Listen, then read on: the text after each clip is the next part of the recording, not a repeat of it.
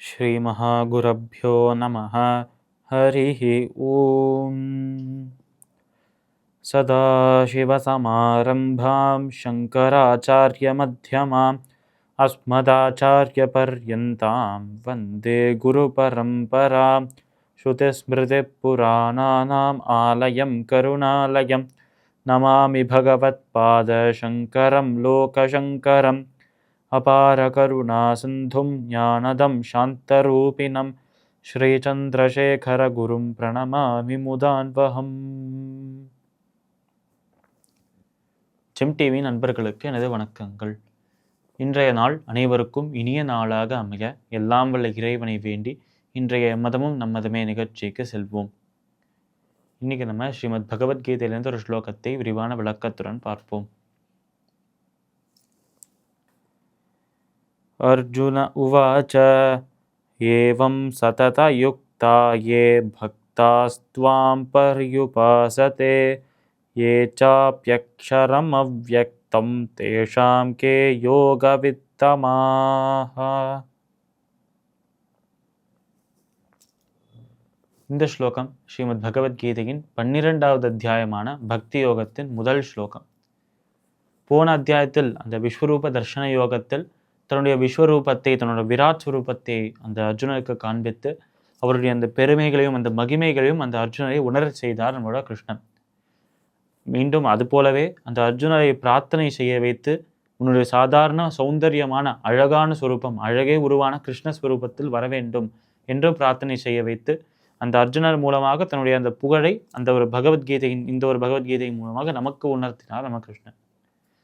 இது கழிந்த பிறகு அந்த அர்ஜுனர் அவர் பிரார்த்தனை செய்ததுபடியே தன்னுடைய நார்மலான சாதாரணமான மானுஷ ஸ்வரூபத்திற்கு வந்து அந்த அழகிய ஸ்வரூபத்தில் அர்ஜுனரிடம் சொல்றார், பக்தி அந்த பக்தர்களாக இருக்கிறார்களே, என்மயமாக என்னை மனதில் வைத்து கொண்டே கடமைகளை செய்கிறார்களே, என்னை திருப்தி செய்வதற்காகவே கடமைகளை செய்கிறார்களே, அப்பேற்பட்ட நபர்கள், அப்பேற்பட்ட யோகிகள், அவர்கள் நிச்சயமாக என்னையே வந்து அடைவார்கள். அவர்கள் தன்னையே என்னிடம் அர்ப்பணம் செய்தார்கள, அது போலவே நானும் என்னையே அவர்களிடம் அர்ப்பணம் செய்து விடுகிறேன் என்று சொல்றார் நம்மளோட கிருஷ்ணன்.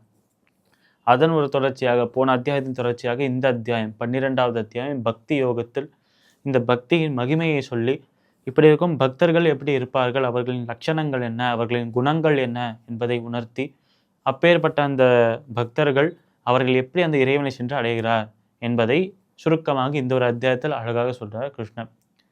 இந்த ஒரு அத்தியாயத்தின் எப்பொழுதுமே பல அத்தியாயங்கள் பார்த்துருக்கோம், ஒரு கேள்வியோடு தான் துவங்கும் அந்த அத்தியாயம். இந்த ஒரு அத்தியாயம் துவங்குற ஒரு கேள்விதான். நம்ம அர்ஜுனர் கேட்கிறார் கிருஷ்ணரை பார்த்து, கிருஷ்ணா, உன்னை 2 விதமாக வழிபடுகிறவர்கள் இருக்கிறார்கள். பக்தி யோகத்திலே, அதாவது பக்தியில் இருந்து கொண்டே 2 விதமாக பல பேர் வழிபடுவார். அப்படி என்ன என்றால், ஒன்று சாக்கார ஸ்வரூபத்தில் இறைவனை வழிபடுவது, மற்றொன்று நிராகார ஸ்வரூபத்தில் இறைவனை வழிபடுவது. இந்த 2த்திற்கும் என்ன பொருள் என்றால், சாக்கார ஸ்வரூபம் என்று இறைவனுக்கு ஒரு உருவம் இருக்கு என்ற அந்த உருவத்தை வழிபடுவதுதான் சாக்கார ஸ்வரூபம். இப்போ சிவபெருமானாக இருக்கட்டும், கிருஷ்ணராக இருக்கட்டும், முருகப்பெருமானாக இருக்கட்டும், ஹனுமானாக இருக்கட்டும், இவர்களுக்கெல்லாம் ஒவ்வொரு ஸ்வரூபம் இருக்கு என்று சொல்றோமே. ஆஞ்சநேயர் என்றால் இப்படி இருப்பார், அவருக்கு இந்த மாதிரி குணங்கள் எல்லாம் இருக்கும், அவருக்கு நீண்ட வாள் இருக்கும் என்றெல்லாம் சொல்றோம். இதுவே விநாயகரை பார்த்தோம் என்றால் அவருக்கு பெரிய தும்பிக்கை இருக்கும், பானை வயிறாக அவருக்கு இருக்கும் என்றெல்லாம் சொல்றோம். இதுவே ராமரை பார்த்தோம் என்றால் அழகிய சொரூபத்தோடு இருப்பார், ஒரு மாவீரனாக அவர் இருப்பார், வில்லை ஏந்தி கொண்டிருப்பார் என்று சொல்றோம். இதெல்லாம் உருவத்தோடு நம்ம வழிபாடு செய்வது அந்த சாக்கார சொரூபம். நிராகாரம் என்றால் அருவம் என்று சொல்வார், உருவமே இல்லாமல் இருக்கும் அந்த இறைவனை பேர் ஒளியாக நம்ம மனதுக்குள்ள நினைப்பது. அப்போ அர்ஜுன கிருஷ்ணரை பார்த்து கேட்கிறாராம், கிருஷ்ணா, உன்னுடைய உருவமுள்ள சுரூபம் சாக்கார சுரூபத்தை வழிபடுகிறவர்கள், நிராகார சுரூபத்தை வழிபடுகிறவர்கள், இந்த 2 பேர்ல யார் உயர்வானவா, யார் வசதி, இந்த 2 பேர்ல உனக்கு யார் ரொம்ப பிடிக்கும் என்று கேட்கிறார் அர்ஜுனர். இதற்கு கிருஷ்ணர் என்ன பதில் சொல்ல போகிறார், நாளை தினம் பார்க்கலாம். மீண்டும் நாளை சந்திப்போம். நன்றி, வணக்கம்.